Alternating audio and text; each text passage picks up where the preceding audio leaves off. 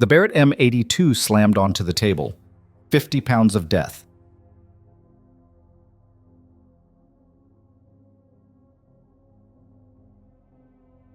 Black matte finish catching the fluorescent glare.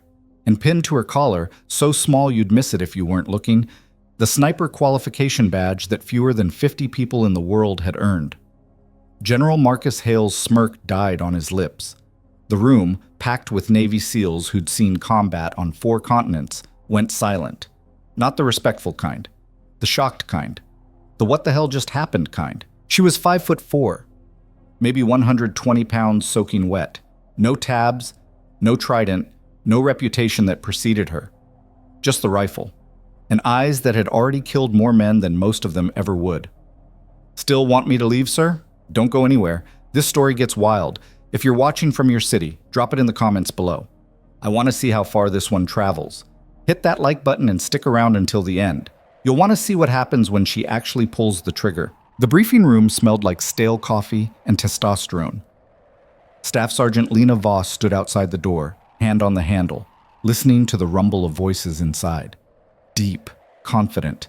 The kind of voices that belong to men who'd earned the right to be confident. She'd been in rooms like this before. Hell, she'd cleared rooms like this before. Different context, same energy. Always the only woman, always the outsider. Always having to prove she belonged before anyone would let her speak. Her orders were clear. Report to Forward Operating Base Sentinel. Attend the mission brief. Provide reconnaissance support. Reconnaissance support. Military code for, we don't know what to do with you, so we'll stick you in the corner and hope you stay quiet. She exhaled slowly, adjusted the collar of her uniform, and pushed the door open. 23 heads turned. 23 pairs of eyes locked onto her. The conversation didn't stop immediately. It died in waves. First the guys near the door, then the ones at the conference table. Then, finally, the cluster around the topographical map spread across the far wall. She stepped inside, let the door click shut behind her. No one spoke. General Marcus Hale stood at the head of the table, mid-sentence, one hand frozen in the air like he'd been interrupted mid-gesture. He was exactly what Central Casting would send if you ordered veteran SEAL commander. Square jaw, silver temples, eyes like chips of blue ice. 40 years of service etched into every line on his face. He stared at her, not hostile, not welcoming, just assessing. Can I help you, Sergeant? His voice carried the kind of authority that didn't need to be loud. Staff Sergeant Voss, sir. Reporting as ordered. She kept her tone neutral, professional, gave nothing away. Hale's eyes flicked to the tablet in front of him. He swiped once, twice. His jaw tightened. You're the ISR asset. ISR. Intelligence, surveillance, reconnaissance. Another fancy way of saying not a door kicker. Yes, sir. A few of the SEALs exchanged glances. One of them, a mountain of a man with a red beard and arms like tree trunks, leaned over and muttered something to the guy next to him. Both of them grinned. Hale set the tablet down. You're late. Traffic, sir. It got a couple of chuckles, small ones. The kind that said, okay, she's got a pulse, at least. Hale didn't smile. Find a seat. Try not to interrupt. She scanned the room. Every chair was taken. Deliberately, she suspected. Fine. She moved to the back wall, set her gear bag down, and stood at parade rest. Hands behind her back, feet shoulder-width apart, eyes forward. If they wanted her to be furniture, she'd be the quietest piece of furniture they'd ever seen. Hale turned back to the maps. As I was saying, Target is a high-value individual operating out of a compound 70 kilometers northeast of here. Intelligence confirms he's coordinating attacks on coalition supply routes. We go in fast.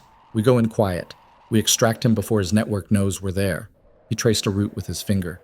Primary approach from the west. 2 vehicles. Alpha Team breaches the main structure. Bravo secures the perimeter. Overwatch here. He tapped a ridge on the map. And here, exfil by Hilo, staging zone 3 clicks south. One of the SEALs, a wiry guy with a scar running through his eyebrow, raised a hand. What's the civilian situation? Minimal. Compounds isolated. Nearest village is 6 clicks out. And if it's not minimal? Hale's expression hardened. Then we adapt. Rules of engagement are clear. Positive ID before you shoot. The wiry SEAL nodded, but he didn't look convinced. Hale continued laying out the plan. Entry points. Rally points. Contingencies for if things went sideways. It was textbook. Clean, efficient. It was also going to get people killed. Lena knew it the moment she saw the map. The approach was predictable. The Overwatch positions were too far out. And the exfil zone, Jesus, the exfil zone was a death trap if anyone called in reinforcements. She'd spent the last 8 months embedded with locals in the area. Not as a SEAL, not as a door kicker, as a ghost. Watching, listening, learning the terrain, the rhythms, the people. She knew that compound. She knew the guards rotated every 4 hours, not 6. She knew there was a secondary entrance on the east side that didn't show up on satellite imagery because it was covered by a tarp and a stack of crates. She knew the nearest village wasn't 6 clicks out. It was 4, and half the fighting-age males there were related to the target by blood or marriage. But she also knew that if she opened her mouth right now, she'd get shut down faster than a rookie with a bad idea. So she stayed quiet. Questions? Hale scanned the room. Silence. Good. We step off at 0300, wheels up at 0230. Get your gear squared away, get some rest. Dismissed. Chairs scraped. Boots shuffled. The SEALs filtered out in clusters, voices low, talking loadouts and last-minute checks. Lena waited until most of them were gone before picking up her bag. Sergeant? Hale's voice stopped her cold. She turned. He was still at the table, arms crossed, watching her with that same unreadable expression. Sir? You have something to say? Say it. She hesitated. This was the test. The one they always gave. Go ahead. Prove you're not just here to check a box. With respect, sir, I've been operating in this area for the last 8 months. Operating. He said it like the word tasted funny. Doing what exactly? Human intelligence collection, cultural advisory, reconnaissance. Sitting in cafes and taking notes. Something like that. His eyes narrowed. You think you know better than the men who've been kicking doors since before you enlisted? I think I know the terrain. The terrain, he snorted. You know what I know about the terrain, Sergeant? It's sand and rocks and people who want to kill us. That's all I need to know. She kept her voice even. The guard rotations are wrong on your timeline. The civilian estimate is low, and your exfil zone is visible from 3 separate villages. Hale leaned forward, knuckles on the table. Are you questioning my plan? I'm offering information, sir. Information from what? Tea parties with the locals? From 8 months of watching that compound through a scope. That stopped him. His jaw worked. For a long moment, he didn't say anything. Then, you got a better idea, Sergeant? Yes, sir. Of course you do. He straightened, grabbed his jacket off the back of his chair. Here's what's going to happen. You're going to sit tight, stay out of the way, and let the professionals do their job. If I need someone to translate a menu, I'll call you. Clear? Her hands tightened behind her back. Crystal, sir. Good. He moved toward the door, then paused, looked back. And Voss? Sir? Next time you want to second-guess a mission plan, maybe try earning the right first. He left. The door swung shut. Lena stood alone in the empty briefing room, staring at the maps on the wall. Every instinct screamed at her to let it go. Orders were orders. Chain of command was chain of command. She wasn't here to be a hero. She was here to do a job and go home. But she'd seen this before. Watched good men die because someone in charge was too proud or too stubborn to listen. She wouldn't watch it happen again.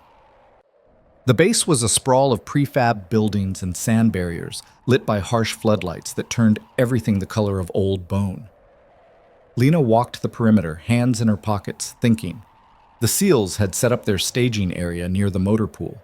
She could hear them from 50 yards out, laughter, the clatter of gear being checked and rechecked, the low thrum of generators. She stopped just outside the light, watching. They moved like a machine, every piece in sync, magazines loaded, optics zeroed, radios tested. These weren't amateurs. These were the best door kickers the Navy had ever produced. But the best door kickers in the world couldn't shoot what they couldn't see, and they couldn't see the holes in Hale's plan. A voice cut through the noise. You lost, Sergeant? She turned. The red-bearded SEAL from the briefing stood a few feet away, arms crossed, expression somewhere between curious and annoyed. His name tape read Kowalski. Just getting some air, she said. Huh? He stepped closer, looked her up and down. Let me guess, you're the intel attachment. Something like that. You ever been outside the wire? Once or twice? He grinned, not friendly. Let me give you some advice. When the shooting starts, stay in the truck. Keep your head down. Don't touch anything. We'll handle it. Appreciate the tip. I'm serious. The grin faded. I've seen it before. Somebody from S2 decides they want to play operator, gets in the way, and somebody else pays for it. She met his eyes, didn't blink. I'll try not to get in the way. You do that. He turned to leave, then stopped. Hey, what's your MOS anyway? Military Occupational Specialty. Your job code. The thing that defined you in the military's eyes. 11 Bravo, she said. Infantry. Kowalski laughed. Bullshit. She pulled her ID card from her pocket, held it up. He squinted at it. The laughter died. What the hell is an 11 Bravo doing on an ISR tasking? Long story. Yeah, I bet. He handed the card back. Looked at her differently now. Not respectful, but not dismissive either. You know how to use that rifle you're carrying? I get by. Uh-huh. He studied her for a second longer, then shook his head. Good luck, Sergeant. You're gonna need it. He walked back toward the staging area. Lena slipped the ID card back into her pocket and kept walking. Her quarters were a shipping container with a cot, a footlocker, and a fan that sounded like it was dying. She sat on the edge of the cot, elbows on her knees, staring at the rifle case on the floor. Black, battered, covered in dust from a dozen deployments. She reached down, popped the latches. The Barrett M82 gleamed under the dim bulb. 50 caliber. Semi-automatic. Effective range, 1,800 meters. Weight, 30 pounds unloaded. Most people couldn't even lift it, let alone shoot it accurately. Lena had put 1,400 rounds through this particular rifle. Every serial number memorized, every scratch and dent a memory. She ran her fingers along the barrel, cold, familiar. On the stock, barely visible, someone had engraved a phrase, "For those who cannot speak." She'd added it herself. 3 years ago, after a mission that still woke her up some nights, a knock on the door pulled her back. Yeah? The door creaked open. A young specialist stuck his head in, looked nervous. Sergeant Voss? That's me? General Hale wants to see you, at the range. She frowned. The range? Yes, Sergeant. He said... The kid swallowed. He said to bring your rifle. The range sat at the edge of the base, a long stretch of open desert with target frames scattered at various distances. Floodlights mounted on poles washed everything in white light. Hale stood near the firing line, surrounded by his entire SEAL team, all 23 of them. Lena's gut tightened. She approached slowly, rifle case in one hand, her expression carefully neutral. Hale turned when he heard her boots on the gravel. Sergeant, glad you could make it. Sir, I've been thinking about what you said, about knowing the terrain, about questioning my plan. He smiled, but it didn't reach his eyes. And I realized, you're right, I should give you a chance to prove yourself. Oh, hell. Sir, These men have been training together for years. They trust each other because they've earned it. In combat, under fire. He gestured at the SEALs. You walk into my briefing room and start picking apart my plan, but none of us know who the hell you are. She said nothing. So here's what we're going to do. You're going to show us what you've got.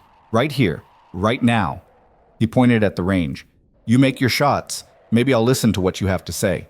You don't? He shrugged. Well, we'll find something else for you to do. The SEALs watched in silence.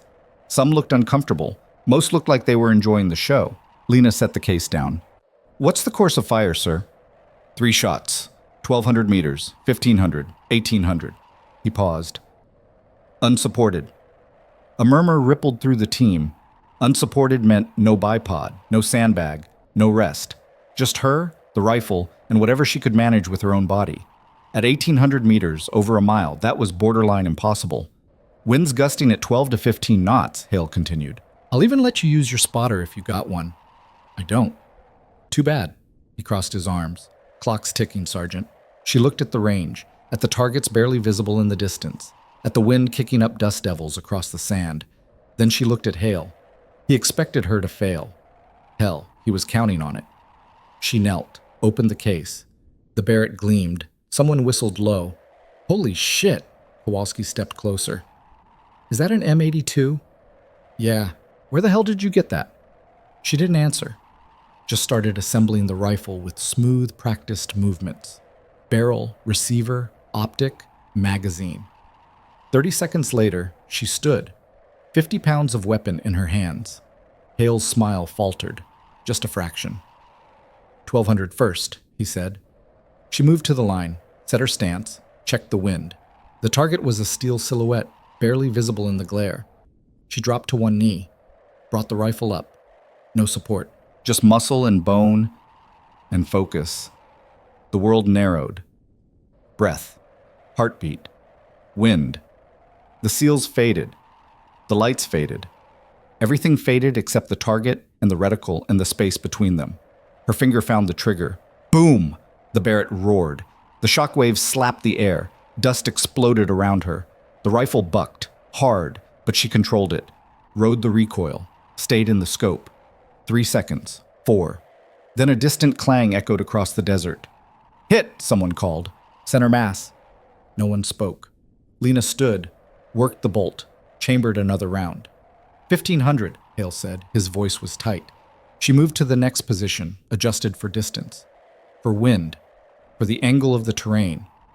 This time she went prone, not because she needed to, but because at this range, every advantage mattered. The target swam in the heat haze. A ghost. A suggestion. She exhaled slowly, let her heart rate drop, found the calm space between one breath and the next. Boom! The rifle thundered. The world held its breath. 5 seconds. 6. Clang. Jesus Christ, someone whispered. She hit it again. Hale's jaw was clenched so tight she could see the muscle jumping. 1800, he said. Lena stood, ejected the spent casing, watched it tumble through the air and land in the dust. 1800 meters, over a mile, in gusting wind, unsupported. Most snipers would call that shot luck if they made it, and they'd be lying about making it in the first place. She moved to the final position, looked downrange. The target was barely a speck, a dark shape against darker sand. The wind howled. She could feel every eye on her, every doubt, every judgment. She knelt, brought the rifle up, seated the buttstock against her shoulder. Her breathing slowed. Her heartbeat steadied. The world contracted to a single point of light in the scope. One shot, one chance, one moment to prove she belonged, or confirm she didn't. Her finger touched the trigger. And somewhere in the back of her mind, a voice whispered, "Don't miss." She pulled the trigger. Boom! The rifle kicked like a mule. The muzzle blast lit up the night. Dust and smoke swirled. Time stopped. 1 second. 2, 3, 4, 5. Clang. The sound carried across the desert like a bell. Silence crashed down. Not a word. Not a breath. Just 23 Navy SEALs staring at a woman who'd just done the impossible. Lena stood, safed the rifle, turned to face Hale. His face was unreadable. Then, slowly, his eyes dropped to her collar, to the small, easy-to-miss pin she wore. A silver rifle over crossed arrows. Special Operations Target Interdiction Course, SOTIC, the most exclusive sniper school in the U.S. military. Fewer than 50 graduates, ever. Hale's expression shifted. Shock. Realization. Something that might have been respect. "Who the hell are you?" he asked quietly. Lena set the rifle down gently. "Someone who knows the terrain, sir." For a long moment, nobody moved. Then Kowalski started clapping. Slow at first, then faster. One by one, the rest of the team joined in. Not mockery, not pity, genuine, earned respect. Hale held up a hand. The applause died. "My office," he said to Lena. "Now." He turned and walked toward the buildings. She picked up her rifle case and followed. Behind her, she heard Kowalski mutter, "I'll be damned." Quote. Hale's office was small, functional. A desk, a couple of chairs, a map of the region on the wall. He closed the door, pointed at a chair. She sat. He didn't. For a long moment, he just stood there, hands on his hips, staring at the floor. Then, "Why didn't you say something?" "Would you have listened, sir?" He looked up. "Probably not." "Then that's why." He exhaled, rubbed his face. SOTIC. Jesus. "When did you graduate?" 3 years ago. "Score?"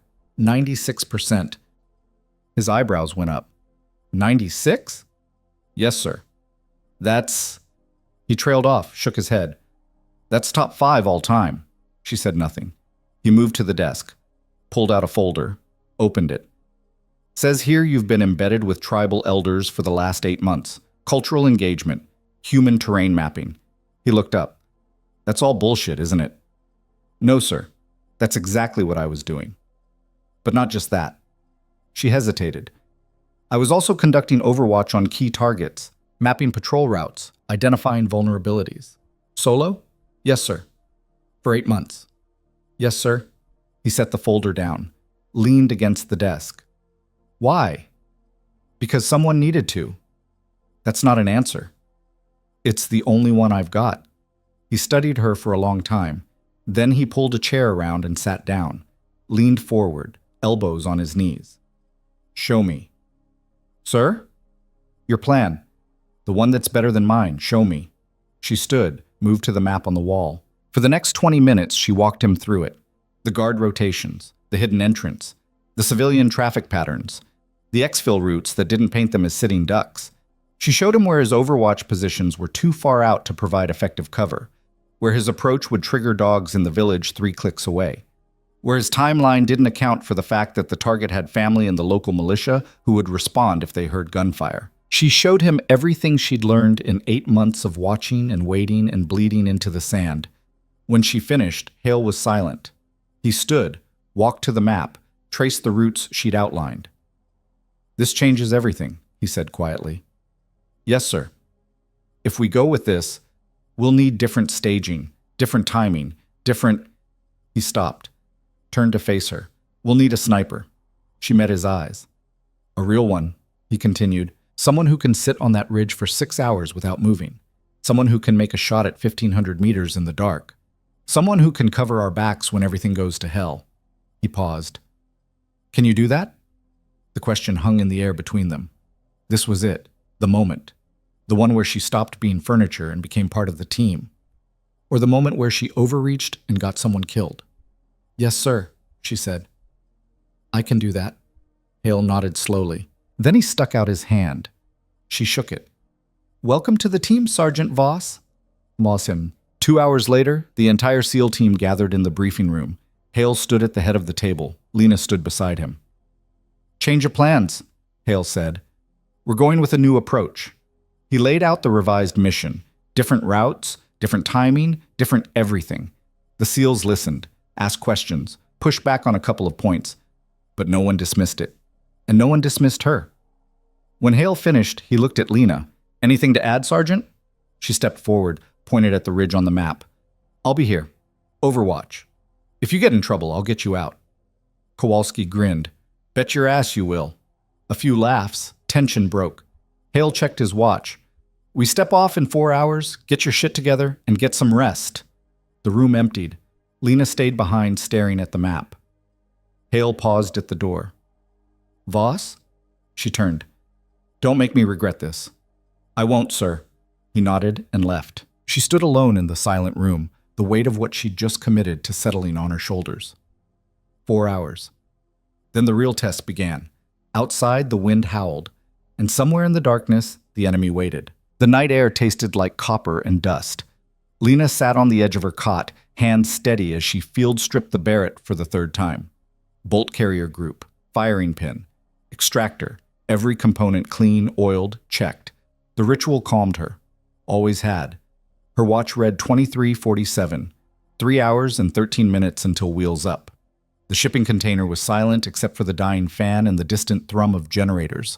She'd tried to sleep, managed maybe 20 minutes before her brain kicked back into overdrive, running through scenarios, calculating angles, mapping escape routes she might need if everything went sideways. It always went sideways. She reassembled the rifle. Muscle memory. 43 seconds start to finish. A knock rattled the door. It's open. Kowalski stepped inside, ducking under the low frame. He held 2 cups of coffee, steam rising in the dim light. Figured you'd be awake. Good guess. He handed her a cup, sat down on the footlocker across from her. For a moment, neither of them spoke. You know the guys are talking, right? He said finally. I'd be worried if they weren't. Half of them think you're some kind of ghost. The other half think you got lucky on the range. She sipped the coffee. Black, strong enough to strip paint. Which half are you? Me? He grinned. I think you're either the real deal or the best con artist I've ever met. Haven't decided which. Fair enough. He leaned back, studying her. How long you been doing this? Shooting? Operating. She set the cup down, ran her thumb along the edge of the rifle case. 6 years, give or take. Alone? Mostly. That's a long time to be outside the wire solo. He paused. Most people burn out after a year. Start seeing things that aren't there. Stop seeing things that are. I'm not most people. Yeah, I'm starting to get that. He took a drink, grimaced. Jesus, this coffee tastes like battery acid. You brought it. Yeah, well, seemed polite. He set the cup down, leaned forward, elbows on his knees. Look, I'm going to level with you. The guys are good. Best I've ever worked with. But they're also stubborn as hell. They don't like outsiders. They really don't like being told they're wrong. I noticed. So when we step off in a few hours, there's going to be tension. People second-guessing, watching you instead of watching their sectors. His eyes locked onto hers. If something goes wrong, if we take contact, if the plan falls apart, they're going to blame you first. Fair or not? I can handle it. Can you? He didn't say it meanly, just honest. Because the thing about being the new guy, or girl, whatever, is that you don't get the benefit of the doubt. Not out there. One mistake and you're done. She met his gaze, didn't blink. I don't make mistakes. He stared at her for a long moment. Then he laughed, low and rough. Damn, you actually believe that, don't you? Should I not? Everyone makes mistakes, Voss. The question is whether you can unfuck them before someone dies. He stood, stretched, joints popped. Get some rest, or don't. Either way, be ready at 02:15. We're loading out early. Copy. He paused at the door. Hey, that shot you made, Meti. 1,800 meters, unsupported. What about it? I've been shooting for 15 years, seen a lot of good snipers, a few great ones. He shook his head. Never seen anyone make that shot. Not in those conditions. She said nothing. So either you're some kind of freak of nature, or you've been doing this a hell of a lot longer than 6 years. Does it matter? Probably not. He opened the door, stopped. Just don't get us killed, all right? Wasn't planning on it. He left. Lena sat alone in the silence, coffee cooling in her hands. She checked her watch again. 2 hours and 58 minutes. What? The staging area smelled like gun oil and anxiety. Lena arrived at 2:10, gear bag slung over one shoulder, rifle case in the other hand. The SEALs were already there, some checking weapons, others running comms checks, a few just standing around trying to look calm. Hale stood near the vehicles, talking quietly with his second-in-command, a lean, hard-eyed SEAL named Martinez. When he saw Lena, he waved her over. Sergeant, you good? Good to go, sir. Martinez looked her up and down. His expression gave nothing away. You riding with Kowalski's team, they'll drop you at the overwatch position first, then continue to the objective. Understood. Radio check when you're in position. If we don't hear from you, we abort. You'll hear from me. Martinez didn't look convinced, but he nodded. Gear up. We roll in 10. Lena moved to the back of the nearest vehicle, a beat-up Hilux that had seen better decades. Kowalski and 3 other SEALs were loading equipment into the bed. They stopped when they saw her. Morning sunshine, Kowalski said. Sleep well? Like a baby. One of the other SEALs, a thick-necked guy with a shaved head and a name tape that read Carter, snorted. Babies wake up every 2 hours crying. Exactly, Carter grinned despite himself. All right, you're funny. I'll give you that. The 4th SEAL, younger, maybe mid-20s, with nervous eyes, said nothing. Just kept checking and rechecking his magazine pouches. That's Bishop, Kowalski said, nodding at the kid. First real op? Try not to spook him? Bishop shot Kowalski a look. I'm not spooked. Sure you're not. Lena set her gear down, started pulling out her kit. Plate carrier, hydration pack, ammunition, 40 rounds for the Barrett, 60 for her sidearm, a Glock 19 that she'd carried so long the grip was molded to her hand. Carter watched her load magazines into the carrier's pouches. How much does that rifle weigh? 30 pounds empty, 33 loaded. And you're humping it up a ridge in the dark. Looks like. You're either crazy or stupid. Probably both. He laughed, actually laughed. Okay, I like her.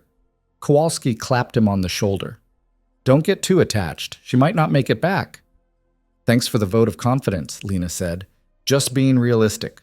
But he was smiling. Hale's voice cut through the chatter. Mount up! The SEALs moved with practiced efficiency. Weapons secured, gear stowed, bodies loaded into vehicles. Lena climbed into the back of the Hilux, settling between Kowalski and Carter. Bishop sat across from her, knee bouncing, hands gripping his rifle too tight. The engine rumbled to life. Hale appeared at the side of the truck, hand on the doorframe. He looked at Lena. You know where you're going? Ridge 472, 1,200 meters northwest of the compound. Egress route? Southwest along the Wadi. Link up at Rally Point Bravo if things go bad. And if we need fire support? You'll have it. He held her gaze for a second longer, then nodded. Don't miss. Wasn't planning on it, sir. He slapped the door twice. The truck lurched forward. The desert at night was a different world. No moon, no stars. Clouds had rolled in sometime after midnight, thick and low. The headlights were off. The driver navigated by NVGs, following a route that wound through dried riverbeds and around rocky outcrops. Inside the truck bed, no one spoke. The only sounds were the engine's growl and the creak of suspension over rough terrain. Lena checked her watch. 2:47, 13 minutes to drop off. She glanced at Bishop. The kid was staring at nothing, lips moving slightly. Praying, maybe. Or just psyching himself up. Hard to tell. First time? She asked quietly. He blinked, looked at her. What? Your first op? No, I mean... He swallowed. Not my first, just my first with this team. Where were you before? Training pipeline, then some low-speed stuff, gate security, convoy escort. He shook his head. Nothing like this. You'll be fine. How do you know? Because Kowalski wouldn't have brought you if he thought you'd get someone killed. Kowalski, eyes closed like he was sleeping, said, Damn right. Carter chuckled. Bishop relaxed. A little. The truck slowed. Stopped. This is you, the driver called back. Lena grabbed her gear. Kowalski and Carter helped lower the rifle case over the side. Radio check every 30 minutes, Kowalski said. Miss one and we're coming to get you. Copy. And Voss? She looked at him. Don't do anything stupid. Define stupid. He grinned. You'll know it when you see it. The truck pulled away, taillight swallowed by darkness. Lena stood alone in the desert, 50 pounds of gear on her back, listening to the engine fade. Then she started walking. The ridge was a brutal climb, loose rock, uneven footing, every step a negotiation between speed and noise. She moved slowly, methodically, placing each boot carefully, testing her weight before committing. The rifle case hung across her back, straps digging into her shoulders. Sweat soaked through her shirt within the first 10 minutes. By 20 minutes, her legs were screaming. By 30, she'd stopped noticing. The ridge crest came into view, a dark line against slightly less dark sky. She dropped to a crouch for the final approach, scanning for movement, listening for anything that didn't belong. Nothing. She crested the ridge and went prone, crawling the last 20 meters to the position she'd marked on the map. A shallow depression between two boulders. Natural cover. Good sight lines. Concealment from below. Perfect. She set down the rifle case, pulled out her night vision monocular, scanned the valley. The compound sat 1,200 meters to the southeast. Low buildings, concrete walls, a single dirt road leading in from the west. She could see 2 guards near the main gate, another on the roof. Movement inside. Shadows crossing lit windows. Everything exactly where she'd said it would be. She keyed her radio. Overwatch in position. Static crackled. Then Hale's voice. Copy, Overwatch. Stand by. She set the radio down, opened the rifle case. The Barrett gleamed dully in the ambient light. She assembled it by feel. Barrel threaded into the receiver. Optic mounted and zeroed. Bipod extended but not deployed. She'd use the rock for support instead. 10-round magazine. Armor-piercing incendiary rounds. The kind that could punch through an engine block at 1,500 meters. Or a person. She pushed the thought away, settled into position, adjusted the scope. The compound filled her view. every detail sharp despite the darkness. Guard rotation at the gate. 2 men, one smoking, the other checking his phone. Roof guard pacing, bored, weapon slung across his back, lights in 3 windows, 4th window dark. She logged it all mentally, built a picture, a rhythm. Her radio crackled. Overwatch Alpha, we're 10 minutes out. Copy Alpha, I have eyes on target, 2 guards at main gate, 1 on the roof, movement inside. Additional entrances? She swept the scope along the eastern wall, found it, just like she'd said. A tarp covering a doorway, crates stacked nearby, no guards. East side, covered entrance, no security. A pause, then Hale's voice. Can you confirm it's accessible? Negative, can't see past the tarp from this angle. Stand by. She waited. 60 seconds passed. Then, Alpha moving to secondary approach. Bravo, hold at primary. Martinez's voice, copy. The plan was shifting, adapting, because of information she'd provided. It felt strange. Good. Terrifying. She tracked the guards through the scope. The smoker flicked his cigarette away, said something to his partner. Both laughed. 30 seconds later, they went inside. Shift change. New guards emerged. Younger, more alert. She keyed her radio. Overwatch. Guard rotation complete. New security at main gate. More attentive than previous. Acknowledged. Time crawled. 5 minutes. 7. 10. Then movement. Southwest. Dark shapes flowing through the darkness. Alpha team. 8 SEALs moving like shadows. Fast. Silent. Weapons up. They reached the eastern wall. Stacked up outside the covered entrance. Kowalski at point. Martinez second. Hale third. Kowalski lifted the tarp slowly, peered inside, gave a thumbs up. They flowed through. 1, 2, 3, all 8 disappearing into the compound. Lena's heartbeat kicked up. This was it. She swept her scope across the compound. Tracking. Watching. Everything quiet. Too quiet. The guards at the main gate were gone. Inside? Patrolling? The roof guard had stopped moving. She centered her crosshairs on him. Range, 1220. Wind, negligible.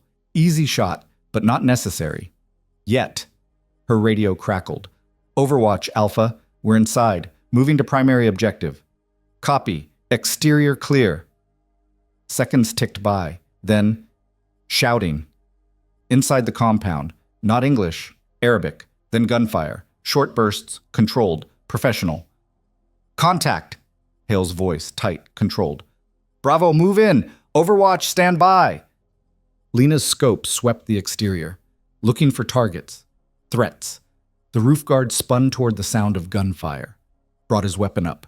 She centered the crosshairs on his chest, held her breath, but he didn't fire, just stood there, confused. Then he ran, toward the stairs, descending. She tracked him until he disappeared from view. More gunfire inside, louder now, voices on the radio overlapping. Second floor clear. Hallway, 2 hostiles down. Bravo at primary entrance. Then a new voice, panicked. Bishop, contact rear, they're flanking. The transmission cut off. Lena's blood went cold. Bishop, say again, Kowalski's voice. Bishop, static. Man down, Carter's voice. Bishop is hit. Repeat, Bishop is... Gunfire. So loud it distorted the radio. Lena's scope swept frantically, looking for the threat, the angle, anything. There. Movement along the western wall. Outside the compound, 4 men, armed, running toward a secondary entrance she hadn't seen, because it hadn't been there before. They'd opened it from inside.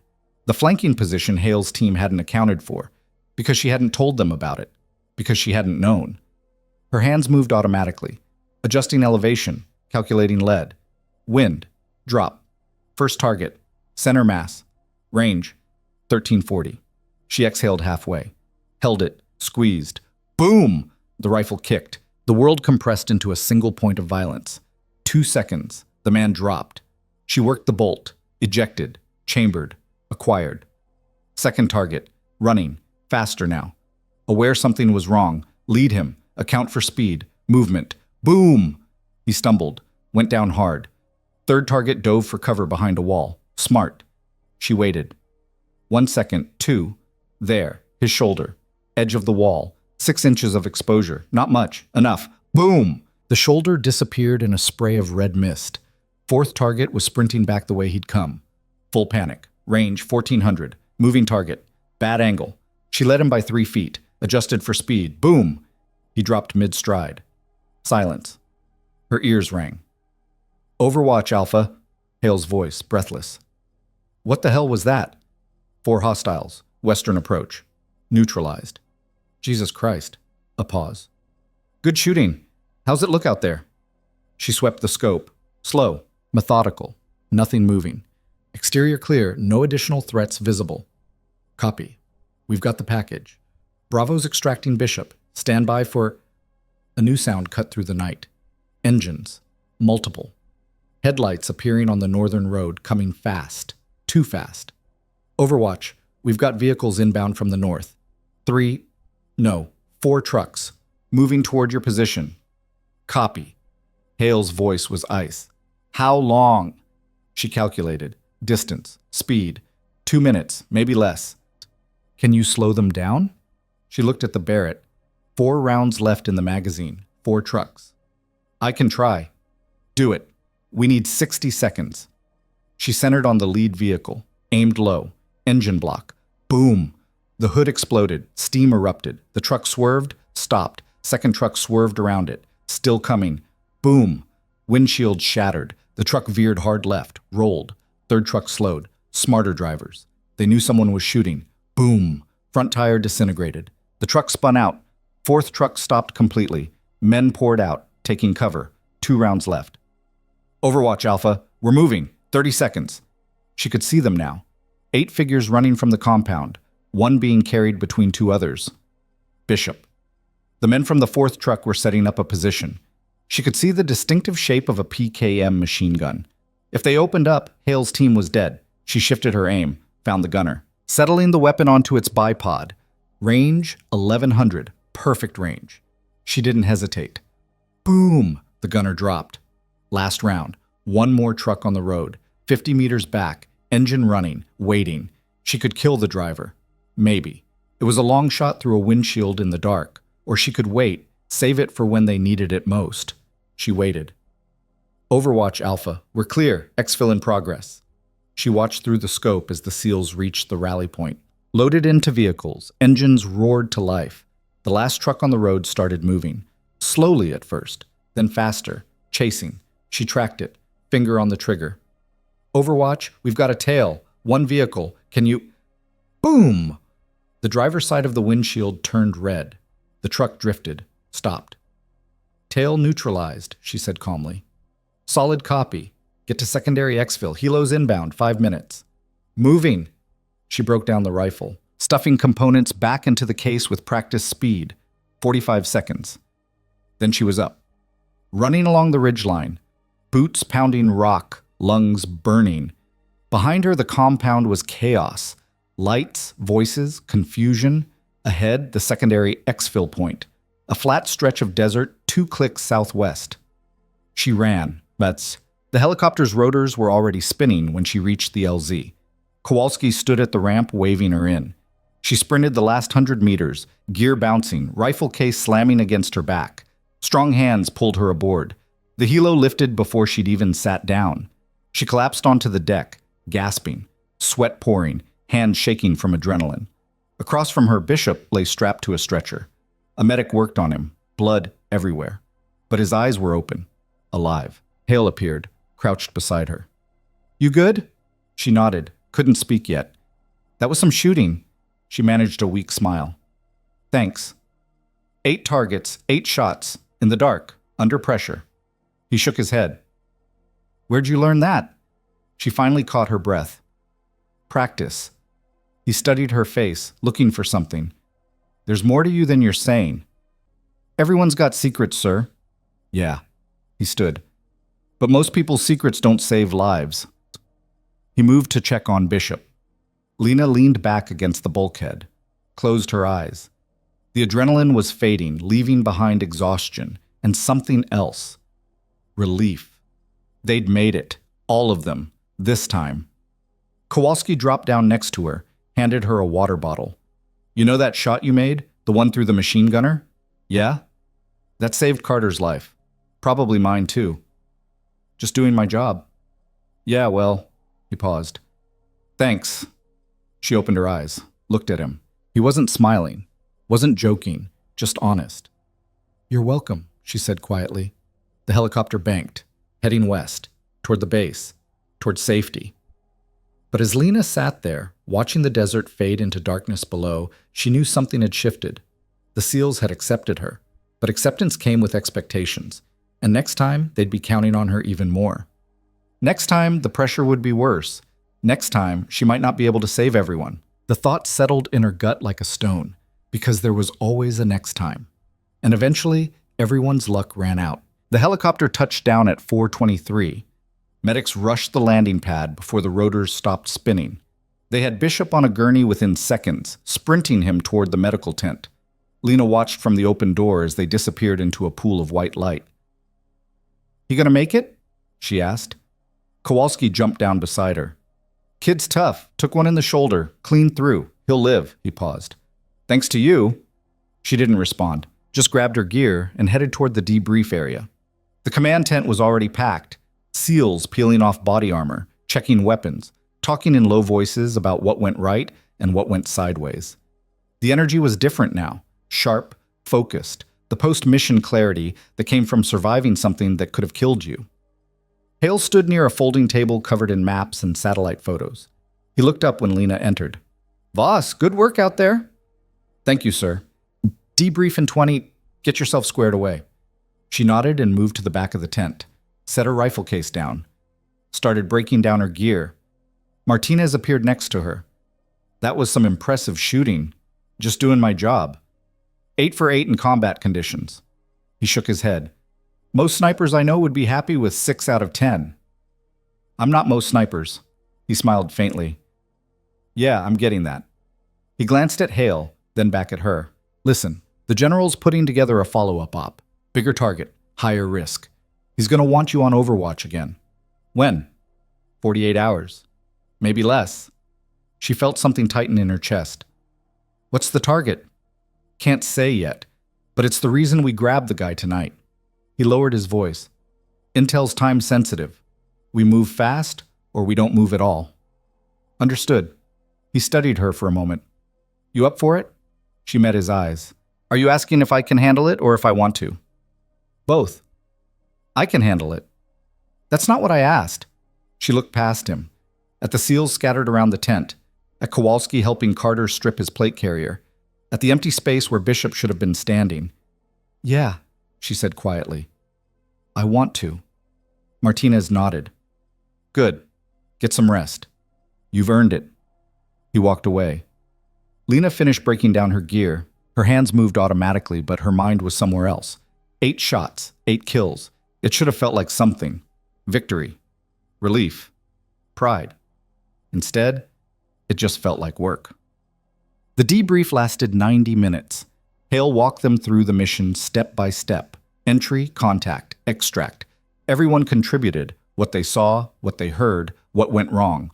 When it came to the flanking attack, the room went quiet. 4 hostiles, Hale said, pointing at the map. Western approach. We didn't see them coming. Would have rolled right into us if Overwatch hadn't called it. Kowalski spoke up. She didn't just call it. She dropped all 4 before they got within firing range. How long between shots? Martinez asked. Lena kept her voice even. Maybe 10 seconds total. The room went silent. Carter whistled low. 4 targets in 10 seconds at 1,300 meters. 1,400 for the last one, she corrected. Jesus. Hale leaned forward. Walk us through it. Target acquisition, shot sequence, everything. She did, kept it clinical, methodical, range estimates, wind calls, lead calculations. When she finished, no one spoke for a long moment. Then Hale said, "That kind of shooting doesn't happen by accident." "No, sir." "How long were you at SOTIC?" 6 months. "Who was your instructor?" "Gunnery Sergeant Rains." Hale's eyebrows went up. "Tom Rains?" "Yes, sir." "I know Tom. Good man. Hard teacher." He paused. "What did he say about you?" She hesitated. "That I was too stubborn to quit and too precise to fail." A few chuckles around the room. Sounds like Tom. Hale sat back. All right. We've got 48 hours before the next stop. Use it, sleep, eat, check your gear. We're going after the network head this time. Bigger compound, more security, higher stakes. Martinez spoke up. Rules of engagement? Same as before. Positive ID, minimize civilian casualties. But if it's them or us, we don't hesitate. Heads nodded. Hale looked at Lena. Overwatch position is going to be critical. We'll need sustained coverage, possibly 6 to 8 hours in position. I can do that. It's not just about the shooting, it's about staying invisible, staying alert, watching our backs when we can't watch our own.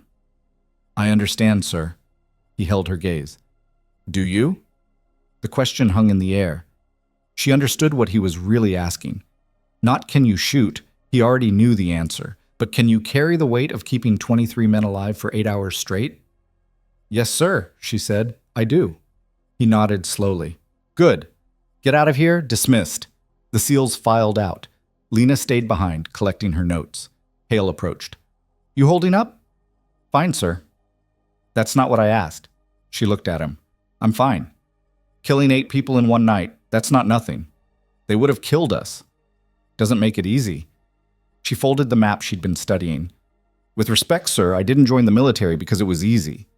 No, you joined because you're good at it. He paused. Maybe too good. There's no such thing, isn't there? He pulled out a chair, sat down.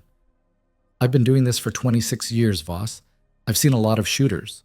The great ones, the ones who can make shots other people dream about, they all have something in common. What's that? They stop seeing targets as people. It's the only way to survive. The only way to do the job without losing your mind. He leaned forward. But eventually, that catches up with you. You start seeing everyone as a potential threat. Can't turn it off. Can't come home. I'm not there yet. How would you know if you were? She didn't answer. He stood. Get some rest. That's an order. He left. Lena sat alone in the empty tent, staring at the maps.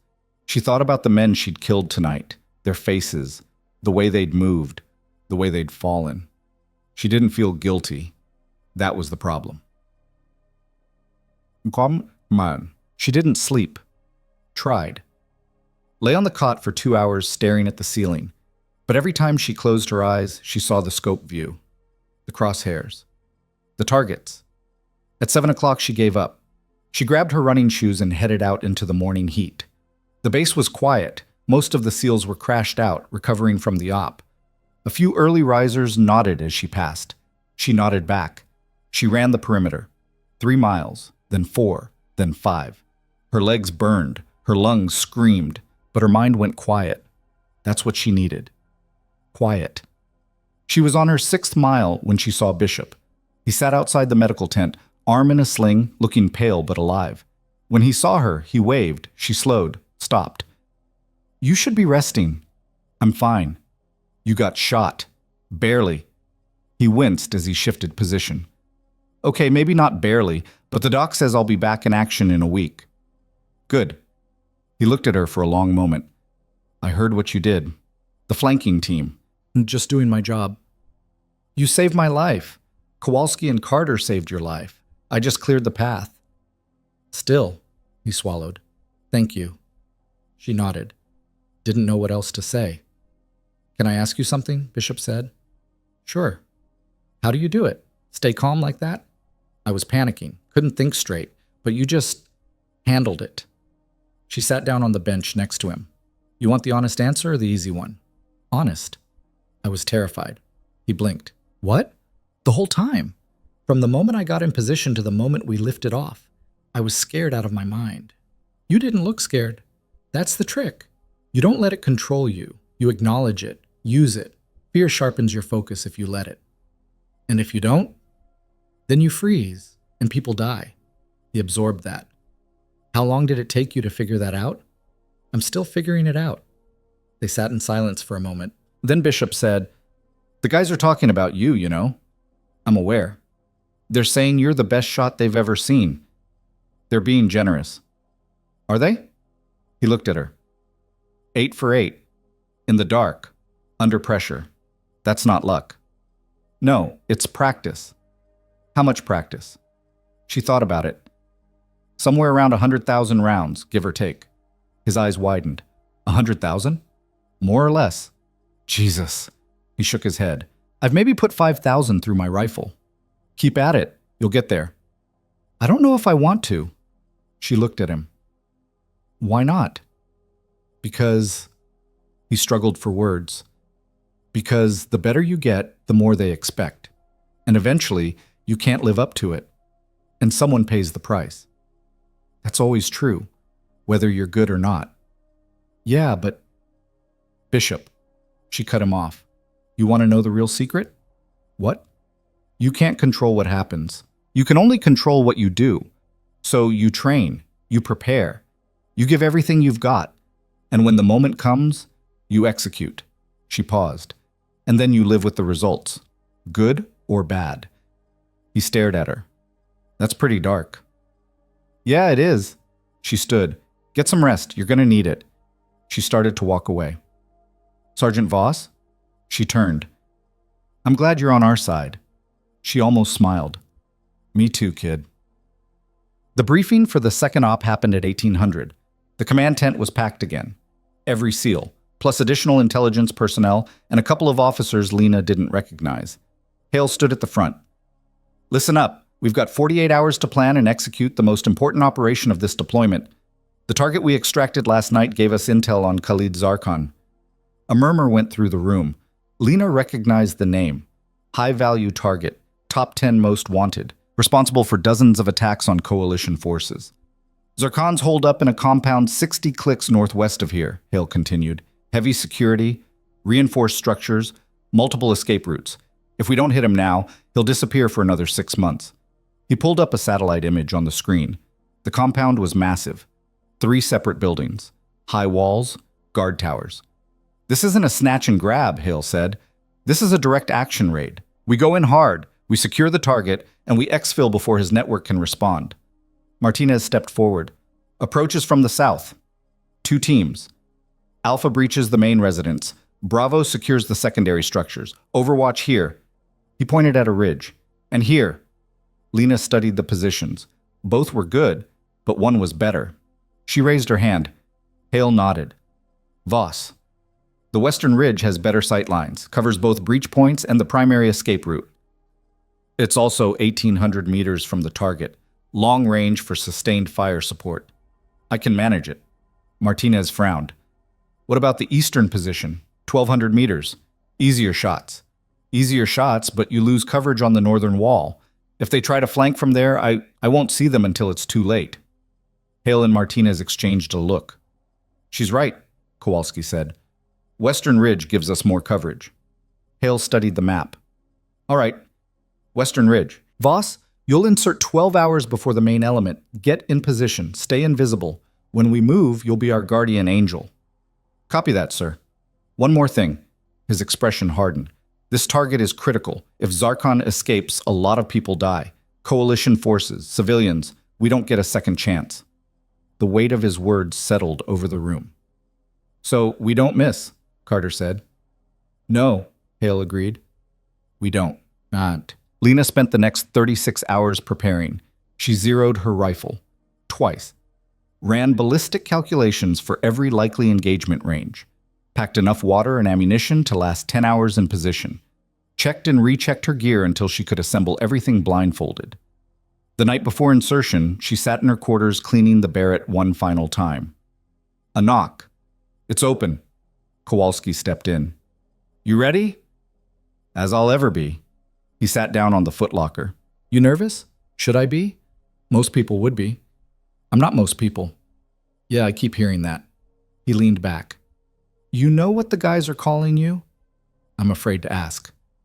The ghost. She paused mid-wipe. Seriously? You show up out of nowhere, make impossible shots, disappear without a trace. He grinned. If the shoe fits. That's ridiculous. Maybe, but it's better than some of the other names we've come up with. I don't want to know. Probably not. His grin faded. Listen, tomorrow's going to be rough. Longer op, higher stakes. You'll be alone on that ridge for 12 hours minimum. I know. And if things go sideways, if we take heavy contact, if Zarkin tries to run, we're counting on you to keep us alive. I know that too. Do you? He leaned forward. Because last op was tight, clean, in and out in 20 minutes. This one's different. We're going to be exposed for hours. And you're going to be the only thing standing between us and 100 armed fighters. What's your point? My point is, you can't hesitate. You can't second guess. When I call for fire, you give it. No questions, no doubts. Just pull the trigger. She set down the cleaning rod, met his eyes. I won't hesitate. You sure? I've never hesitated. He studied her face, looking for cracks, for weakness. He didn't find any. All right, he said finally. I believe you. He stood to leave. Kowalski. He turned. Tomorrow, watch your sectors. Don't get complacent. And if Bishop's back in the fight, keep him close. You think he's ready? I think he's brave, but brave gets you killed if you're not careful. I'll watch him. Good. He left. Lena went back to cleaning the rifle. Outside, the wind picked up, howling across the desert, carrying dust and heat and the promise of violence. She tried not to think about tomorrow. Tried not to think about 1,800 meters of open air between her and the people she was supposed to protect. Tried not to think about what would happen if she missed.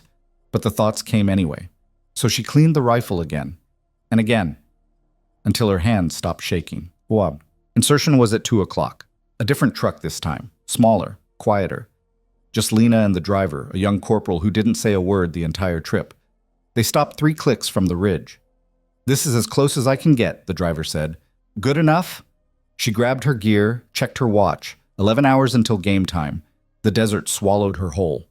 The hike was brutal. 70 pounds of gear, rocky terrain, no light except the stars.